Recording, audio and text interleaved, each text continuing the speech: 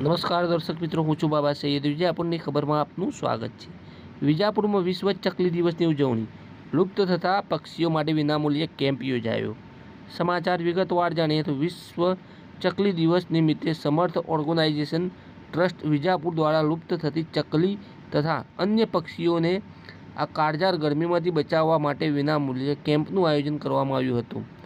આ કેમ્પમાં સંસ્થા દ્વારા વિજાપુરની તમામ જનતા તથા પ્રકૃતિ પ્રેમીઓને વિનામૂલ્યે પાણીના કુંડા અને મારાનું વિતરણ કરવામાં આવ્યું હતું. આ કાર્યક્રમ ટીબી હોસ્પિટલ સામે આવેલ ગોવિંદપુરા જૂથ પંચાયત નજીક યોજાયો હતો, જ્યાં સ્ટોલ લગાવવામાં આવ્યા હતા. આ પહેલથી પક્ષીઓને પાણી અને સુરક્ષિત રહેઠાણ પૂરું પાડીને તેમના સંરક્ષણમાં યોગદાન આપવાનો પ્રયાસ કરવામાં આવ્યો છે. સંસ્થાના આગેવાનોએ જણાવ્યું હતું કે આ કાર્યક્રમોથી લોકોમાં પક્ષીઓ પ્રત્યે જાગૃતિ વધશે અને શહેરી વિસ્તારોમાં ચકલી જેવા સામાન્ય પક્ષીઓની વસ્તી ફરી વસાવી શકાશે.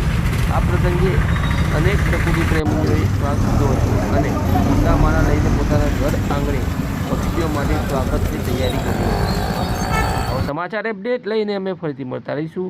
ત્યાં સુધી આપણી વિજાપુરની ખબર યુટ્યુબ ન્યૂઝ ચેનલને લાઇક કરો, સબસ્ક્રાઈબ કરો, કોમેન્ટ કરો, શેર કરો.